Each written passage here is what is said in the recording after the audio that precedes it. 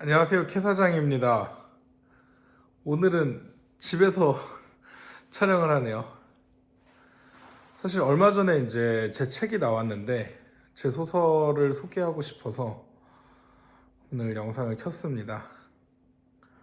책을 소개하면서 이게 술이랑 어떤 방식으로 매칭을 했는지 이야기를 풀어 나갔는지도 한번 나눠보고 싶고, 또 오늘은 오랜만에 위스키가 아니라 맥주를 먹으면서 편하게 얘기하는 방식으로 해보려고 합니다.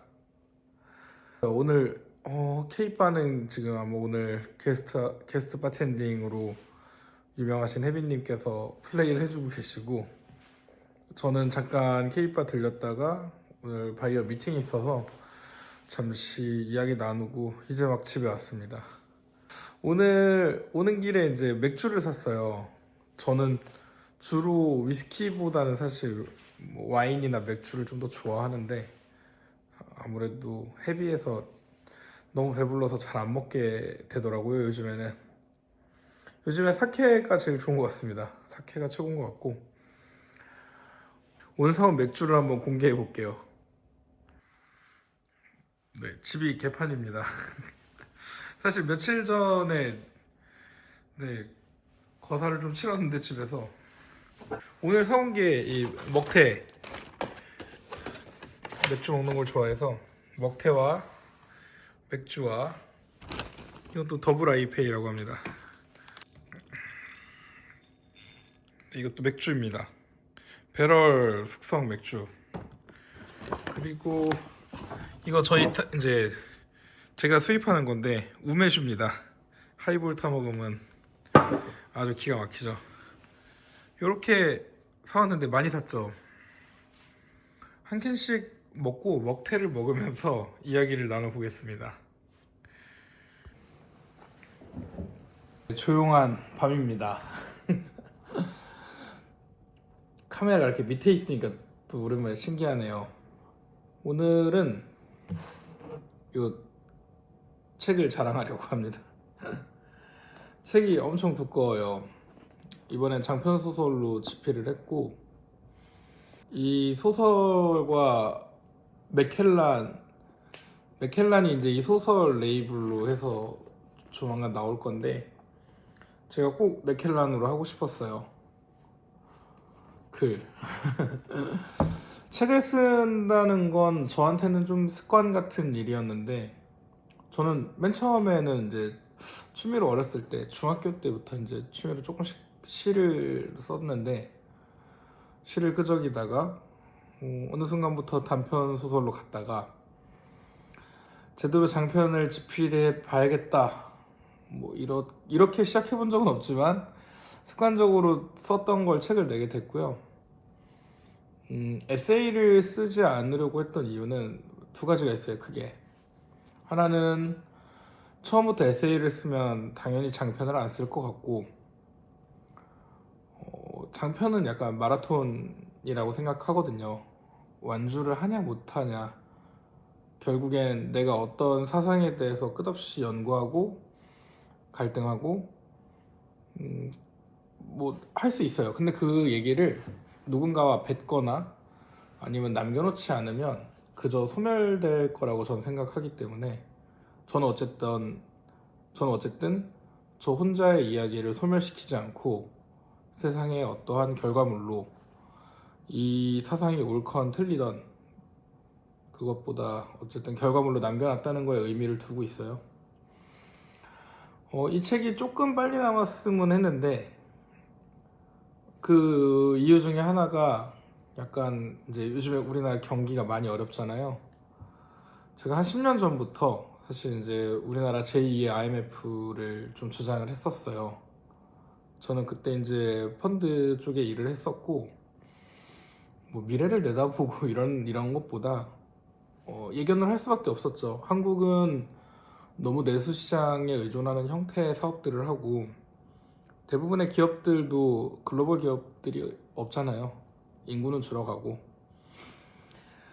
그리고 뭐 좀 민감한 주제지만 한국인들은 소비 습관이 이렇게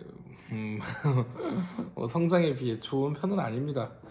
네, 그래서 저는 제가 판단하기로는 조금 어려움이 많이 있을 거라고 판단했고, 이 얘기를 왜 하냐면, 이 소설 속에, 제 소설 속에 이제 등장하는 이성재라는 주인공이 한국의 엄청난 큰 경기 불황을 예견하고, 자식들한테 상속을 해주는 과정을 그려요. 근데 이제 그 중에서 둘째 아들에게 좀 재산을 맡기는데, 아무래도 이제 좀 더 똑똑하고 영리한 놈이 자기 재산을 맡아주기를 바라는 마음으로 그랬던 것 같습니다. 이 소설에서는 이제 시대적 배경을 많이 다뤘는데요. 뭐 예전에 IMF라든지 그다음에 입양을 많이 하던 시절 뭐 그런 것도 담았고, 그래서 실제로 이 등장인물 중에 셋째 아들, 막내 아들은 이제 입양아죠. 이제 입양아가 또 하나의 가족 구성원이 될 수 있는 그런 그 과정까지는 아니지만 네, 그런 이야기를 그렸고, 가장 중요한 건 한 명의 인간으로부터라고 합니다. 굉장히 두꺼운데 제가 살펴보면 상실한다는 것, 스티븐 케일이 출간. 이때 제가 스티븐 케일이라는 이름을 쓴 이유가 2017년이었는데 이때 박사과정을 하고 교수직을 노려볼까 이런 생각을 했었습니다. 근데 네, 어쨌든 어떤 단체에 들어갔을 때 이제 특히 어떤 사회적인 영향력이 있는 직업들은 HR에서 이런 걸 많이 봐요. 책을 썼다고 하면 그게 뭐 유명한 어떤 자기 메이저에 있는 논문이나 그 논문을 뒷받침하는 서적이라면 굉장히 좋아하겠지만, 어떤 사상이 들어간 이런 허구적인 내용들의 글은 굉장히 안 좋아합니다. 어쨌든 검토를 해야 되고, 그걸 다 읽어보고 이 사람이 어떤 뭐 나쁜 사상이 있는지를 봐야 되잖아요. 그래서 이런 걸림돌을 없애기 위해 뭐 몰래 썼죠. 표지는 김예슬 작가님, 우리 달달의 많은 그림을 맡고 계신 김예슬 작가님이 그려주셨는데, 제가 이따가 방에 가서 한번 보여드릴게요. 자랑하고 싶은데 목차가 있습니다. 제가 아까 주장하고 싶었던 거, 제1부 한 명의 인간으로부터. 이거는 제가 성경 그 까라바조프 간의 형제들을 좀 인용했는데 여기 안 나와 있네. 밀알 하나가 땅에 떨어져 죽으면 열매가 되고, 네, 그런 구절입니다. 구약 12장 24절인가. 그리고 불멸의 존재, 제가 이 책에서 가장 쓰고 싶었던 대상인데 맥주 좀 마시면서 하겠습니다. 맥주집에 갔는데 이거 홉스플래시 이거 있네요. 저 이거 엄청 좋아하거든요. 오랜만에 봐서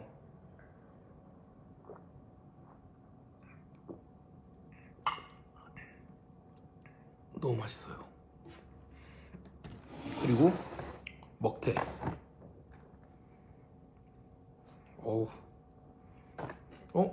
꿀을 발랐네 먹태에. 맛은 있는데 먹태의 진심은 아니군요. 진정한 먹태는 꿀을 바르면 안 됩니다. 죄송합니다. 개인적인 주장일 뿐이고요. 자, 제가 책에서 나타내고 싶었던 건 불멸의 존재죠. 불멸의 존재라는 것은 우리가 어떤 정신을 계승했을 때 그 존재는 앞으로 육체적인 그 인간은 존재하지 않지만 그 계승된 정신 다음 세대로 넘어가고, 그 넘어간 정신력이 어떤 뭐 이런 책이나 아니면 어떤 누군가들의 사상으로 자리가 잡히면 저는 그것을 불멸의 존재라고 표현하고 싶었어요. 뭐 예를 들자면 불멸의 존재는 많죠. 예를 들어서 저는 가장 존경하는 작가가 도스토옙스키인데, 도스토옙스키는 저한테는 불멸의 존재인 것 같습니다. 뭐 거의 200년이 다 돼가는데 200년 전에 인간이 할 수 있는 그 끝없는 탐구를 이미 끝낸 사람인 것 같고, 그 탐구를 오로지 자신의 결단으로, 결정으로 누군가에게 전파하지 않았던 것 같아요. 도스토옙스키가 많이 쓰는 방식은 많은 등장인물을 설정을 하고 그 등장인물 간의 갈등을 그려내면서 독자들에게 많은 생각할 거리를 주고 깨닫게 해주는 그런 장치를 쓰는 것 같아요. 예컨대 저도 그런 장치 속에서 살아가는 걸 좋아했고 이런 상상을 해볼까 하다가 이걸 책으로 남기게 됐습니다.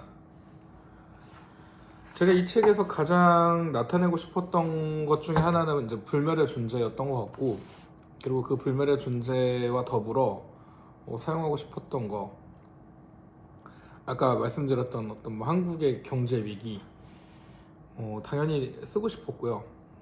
그리고 이 경제 위기의 측면에서 또 같이 쓰고 싶었던 게 재화의 가치입니다.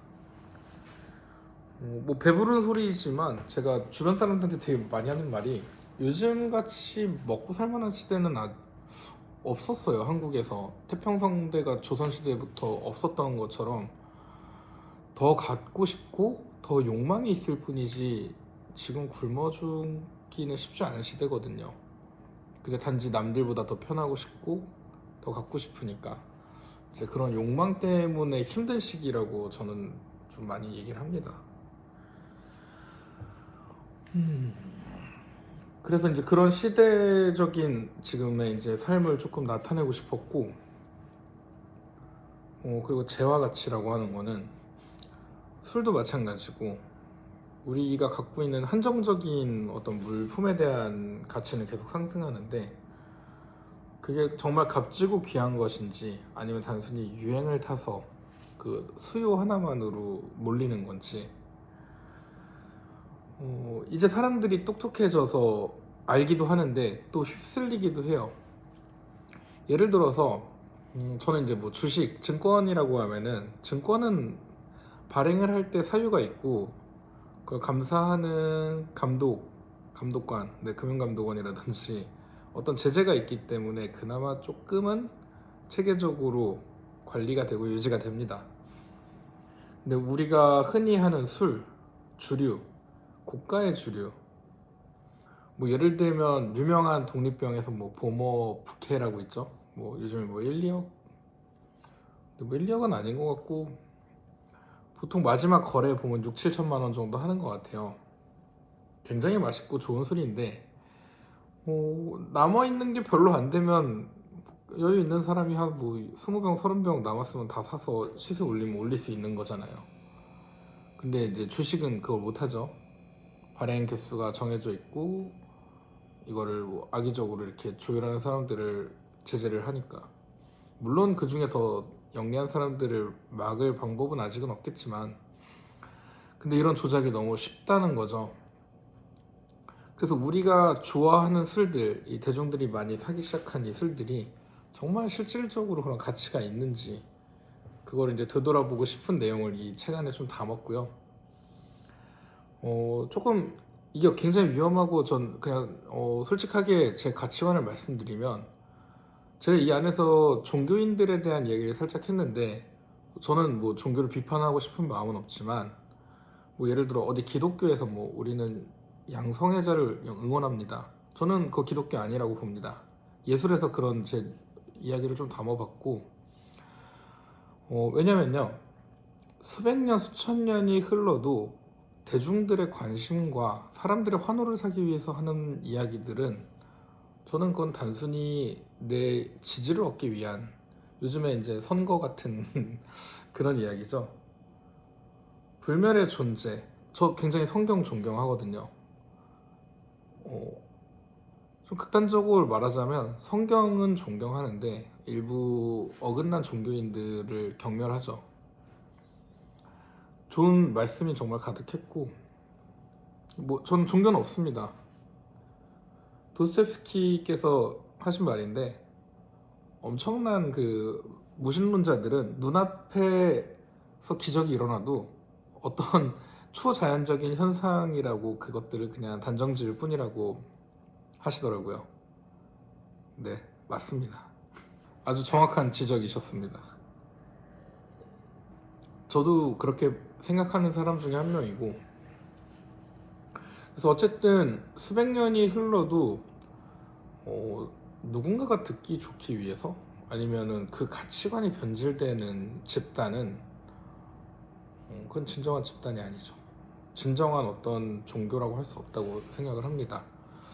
그래서 그런 것들을 담아냈고, 도덕적인 규범도 마찬가지예요. 이 소설 안에서 그런 내용이 있어요. 내가 병원에 갔는데 주차장에 이제 진입을 해요. 주차를 해야 되는데 어떤 노인이 갑자기 반대로 역주행을 해서 내 자리를 꿰차고 들어온 거죠. 그래서 이 등장인물 중에 하나가, 어르신 이거 잘못 들어왔습니다. 이쪽으로 들어오시면 안 돼요.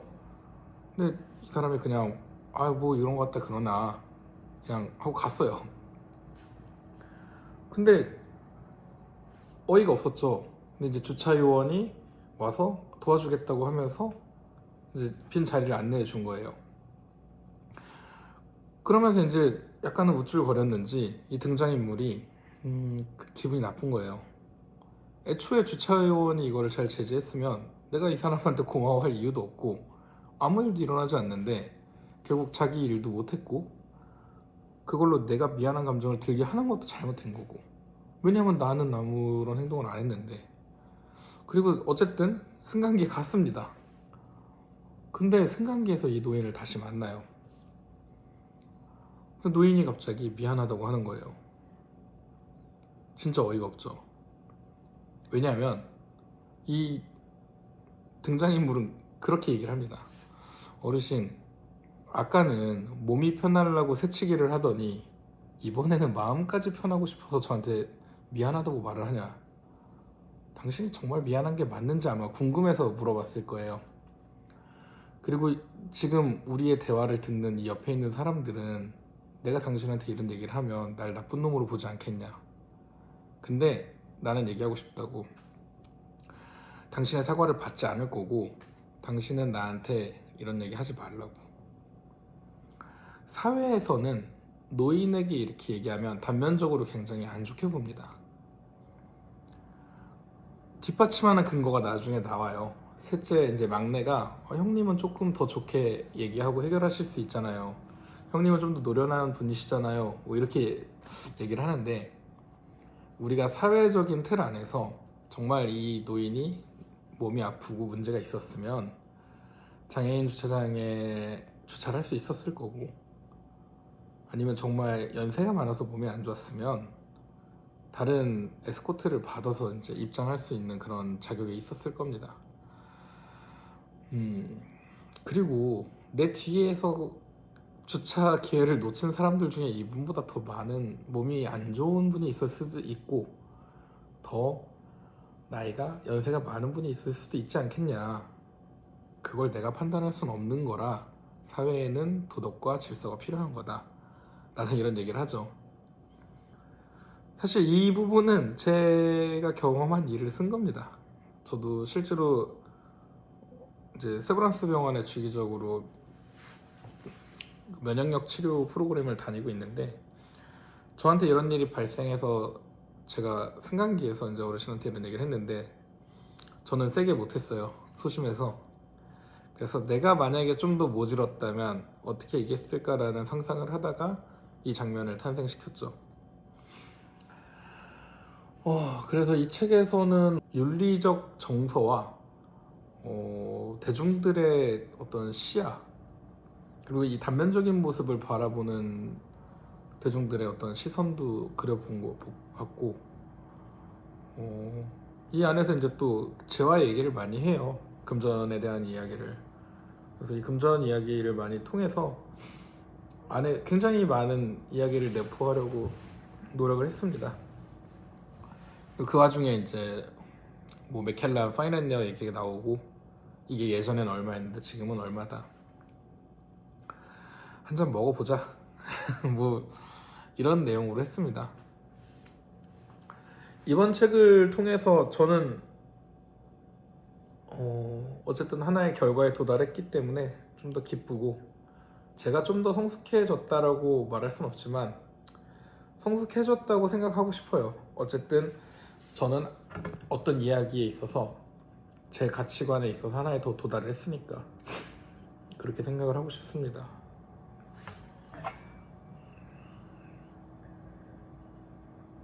이 부르고뉴 잔에 먹는 맥주는 정말 맛있어요. 다음 소설은 모르겠습니다. 두 번째 소설 닫을 때만 해도 다시는 안 쓰겠다고 했는데 요즘에 좀 떠오르는 것도 있고.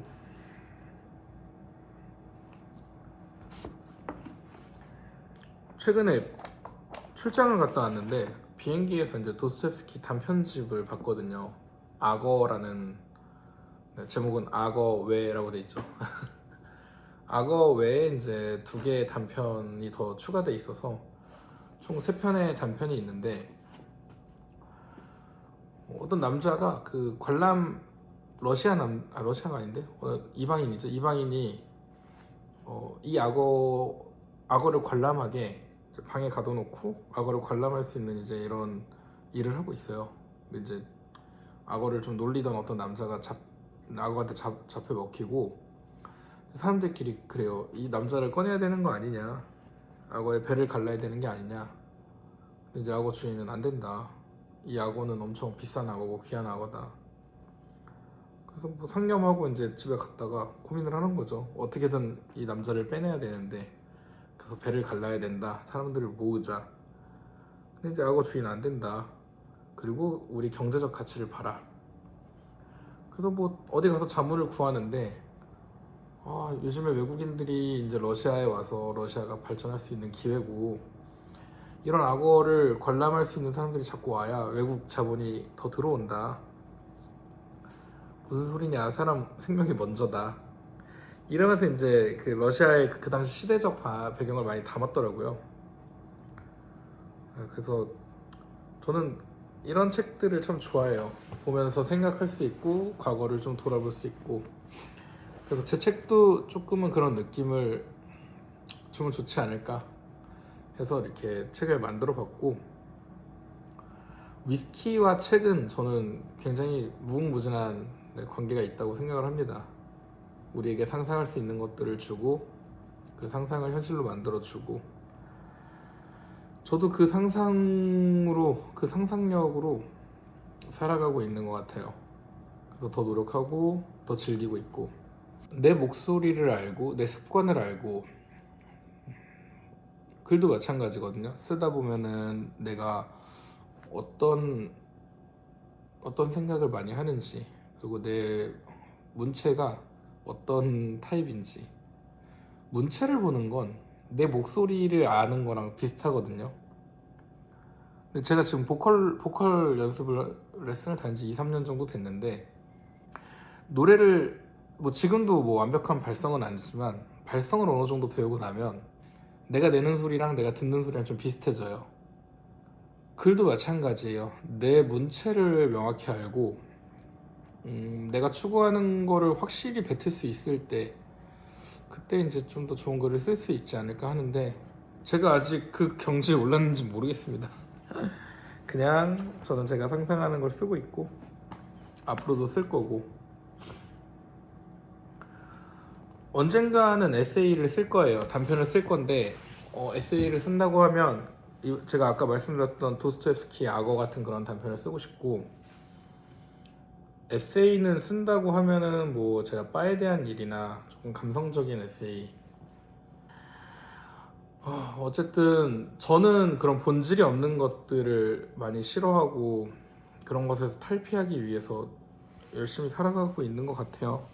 그래서 어쨌든 저를 보셨던 많은 분들에게 제가 더 많은 이야기를 하기 위해서 열심히 살 거고,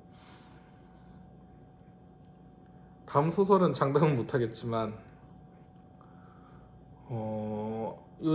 지금까진 제 이야기를 썼다라고 가정을 한다면 다음부터는 제 주변에 있는 소중한 사람들의 이야기를 한번 엮어보고 싶어요.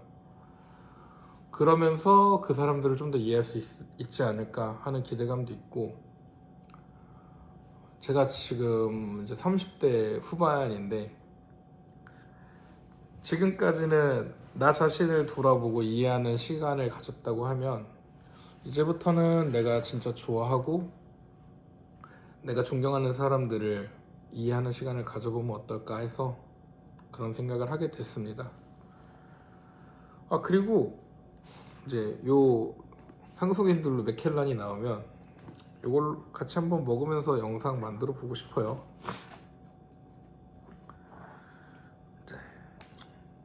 어쨌든 오늘 취한 건 아닌데 지금 맥주 한 캔 반 먹었거든요. 근데 뭐 이거 보니까 약간 울컥하나 봐요. 제가 책 다 쓰고 마지막에 이제 덮고 나서 남긴 영상이 있는데 좀 진상이에요. 약간 되게 울먹하더라고요. 드디어 끝냈습니다. 이러면서 이제 쓴 게 있는데 평생 저한테 다시 안 올 시간 같아서 남겨놨어요.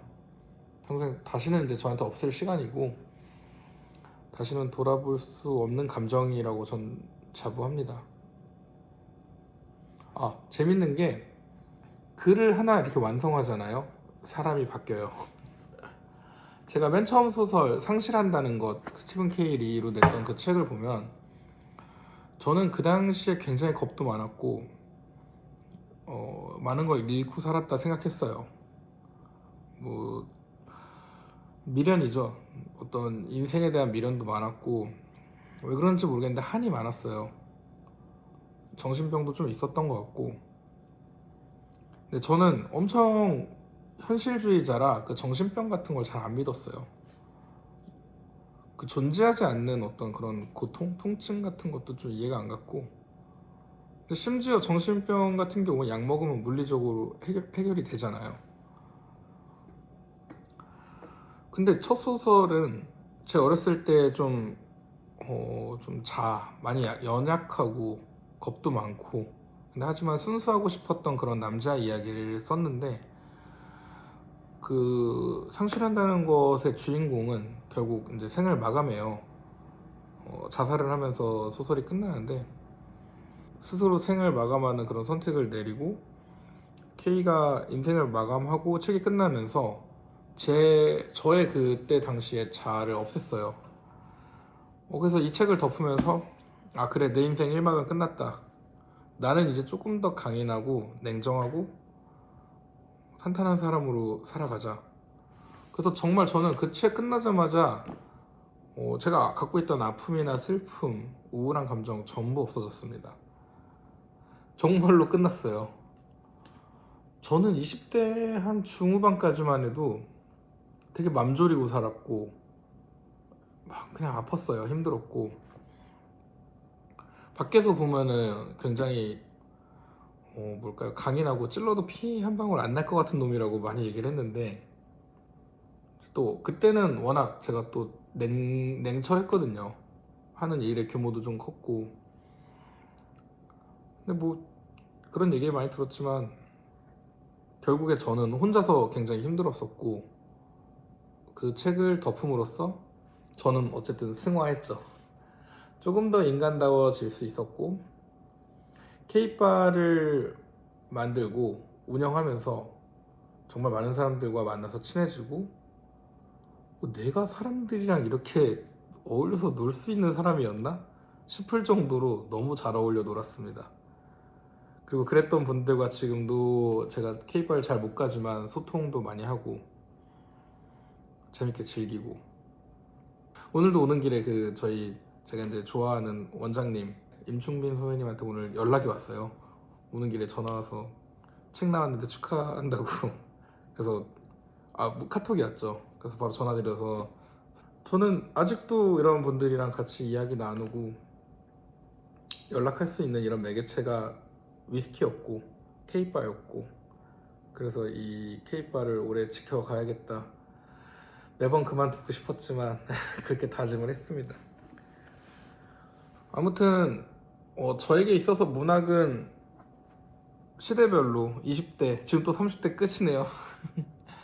30대 거의 막바지에 왔는데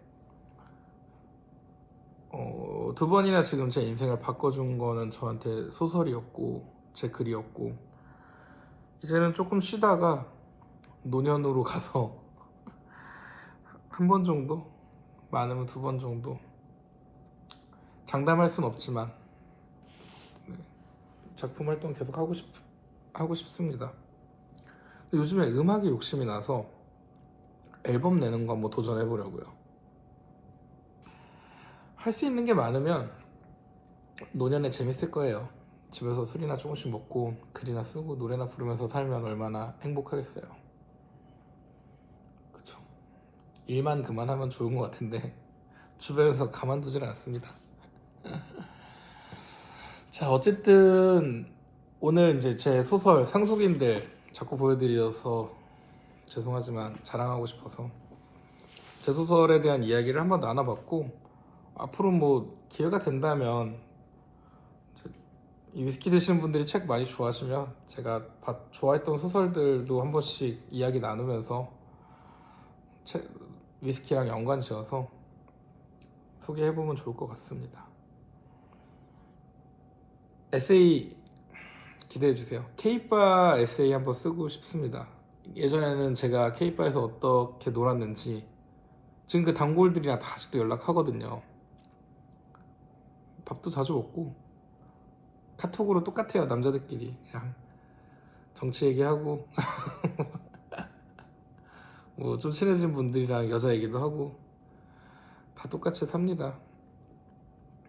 아무튼 또 찾아뵙겠습니다. 너무 감사하고 긴 이야기 들어주셔서 너무 감사합니다. 자, 또 찾아뵙겠습니다. 감사합니다.